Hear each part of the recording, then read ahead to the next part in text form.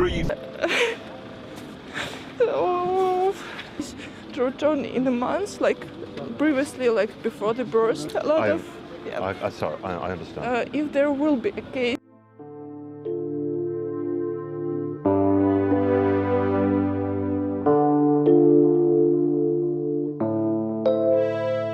Setelah Rusia melancarkan invasi besar-besaran ke Ukraina, salah satu tetangganya di barat daya, imbas dari serangan ini banyak negara mengancam dan memboikot semua produk yang bermerek Rusia, dan bahkan tim sepak bola nasional Polandia, Republik Ceko, dan Swedia menolak untuk memainkan pertandingan apapun dengan Rusia karena krisis politik yang tidak menentu.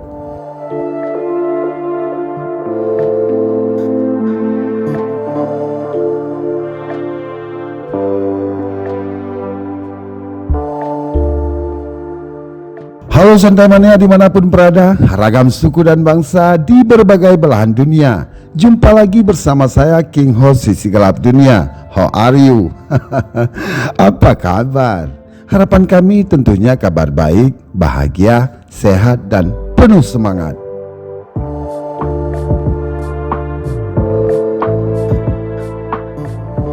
Lagi santai? Santai aja, lalu nikmatilah sejumlah informasi tentang dunia untuk Anda. Hanya di channel ini kami mengajak Anda untuk mengelilingi dunia. Tidak lupa kami selalu ingatkan kita semua bahwa dari apa yang kita nonton hanyalah sebagai pembelajaran agar menambah wawasan dan pengetahuan. Negara yang kita kunjungi kali ini adalah negara Rusia. Siapkan kopi dan bersantailah. Inilah sisi gelap negara Rusia.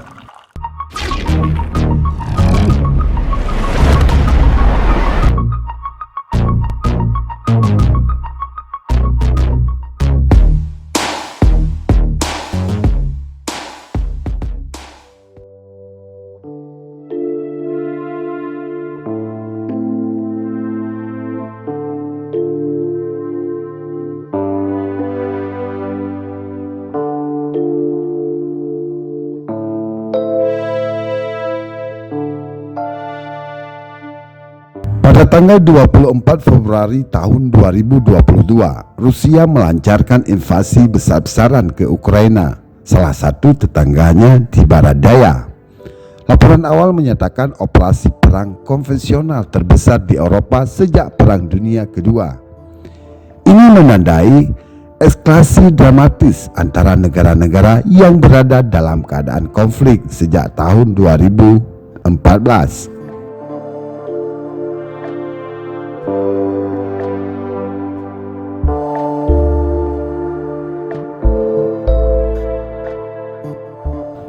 Invasi tersebut didahului oleh pembangunan militer Rusia yang dimulai pada awal tahun 2021, di mana Presiden Rusia Vladimir Putin mengkritik perluasan NATO pasca tahun 1997 sebagai ancaman terhadap keamanan negaranya dan menuntut agar Ukraina secara hukum dilarang bergabung dengan aliansi militer tersebut.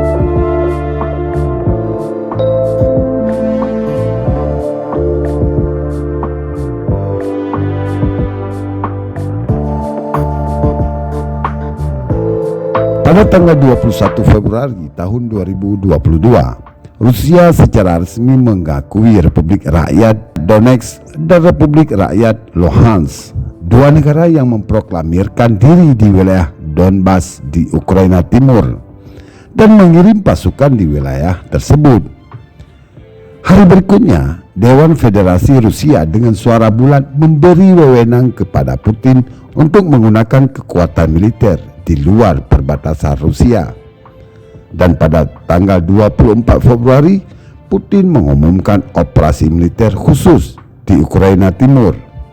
Beberapa menit kemudian, rudal mulai menghantam lokasi di seluruh Ukraina, termasuk ibu kota Kiev.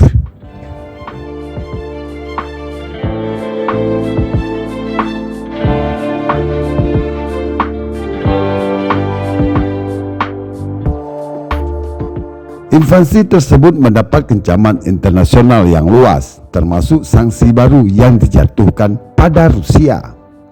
protes global terjadi terhadap invasi, sementara protes di Rusia disambut dengan penangkapan massal, baik sebelum dan selama invasi berlangsung. Beberapa dari 30 negara anggota NATO telah memberi Ukraina senjata dan dukungan material lainnya. Belarusia mengizinkan pasukan Rusia untuk menyerang Ukraina dari utara. Pertempuran darat yang sengit dilaporkan terjadi di Oblast Donetsk dan Luhansk.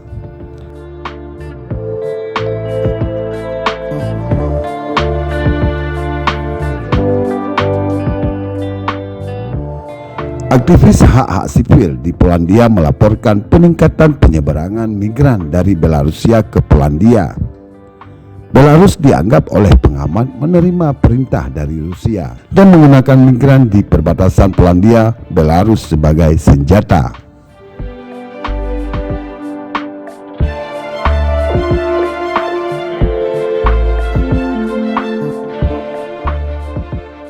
Filippo Grandi, Komisaris Tinggi PBB untuk pengungsi, memperkirakan bahwa lebih dari 100.000 orang Ukraina mengalami pemindahan paksa, dengan ribuan orang menyeberang ke Moldova dan Rumania.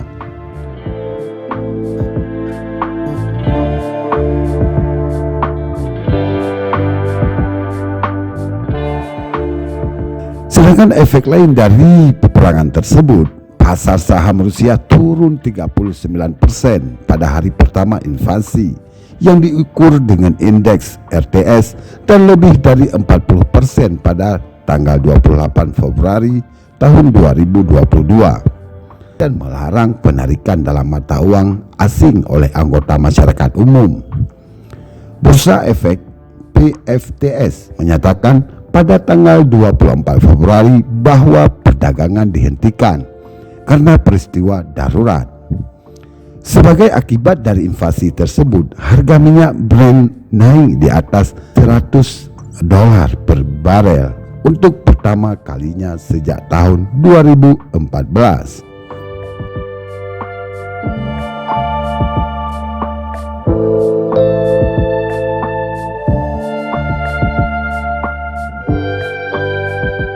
David Malpass, Presiden Grup Bank Dunia, mengatakan bahwa konflik akan memiliki dampak ekonomi dan sosial yang luas dan melaporkan bahwa bank sedang mempersiapkan opsi untuk mendukung ekonomi dan fiskal yang signifikan bagi Ukraina dan kawasan lainnya. Hampir 2.000 orang Rusia di 60 kota di seluruh Rusia ditahan oleh polisi pada tanggal 24 Februari karena memprotes invasi, menurut OFD Info.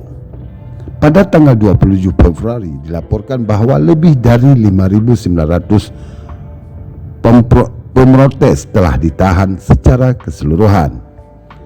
Kementerian Dalam Negeri Rusia membenarkan penangkapan ini karena pembatasan virus corona, termasuk pada acara publik yang terus diberlakukan. Pihak berwenang Rusia memperingatkan orang-orang Rusia tentang akibat hukum karena bergabung dengan protes anti perang.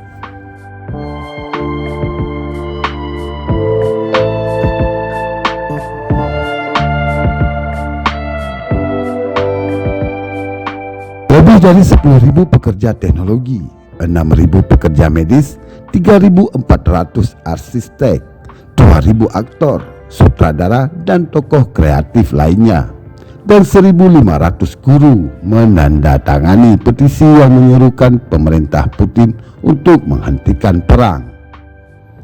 Aktivis hak asasi manusia Rusia Lev Ponomaryov memulai petisi untuk memprotes invasi, mengumpulkan lebih dari 750.000 tanda tangan pada tanggal 26 Februari.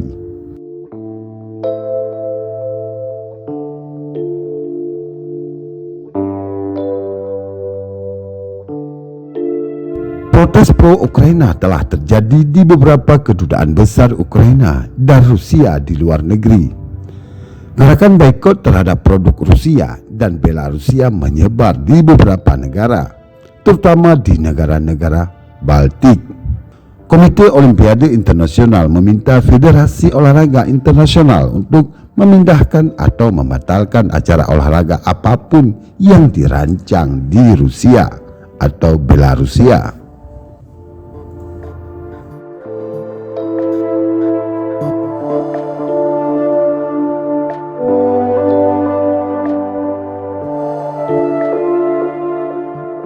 Hanya karena ego tanpa mempedulikan hak asasi manusia, sehingga peperangan tidak dapat dielakkan.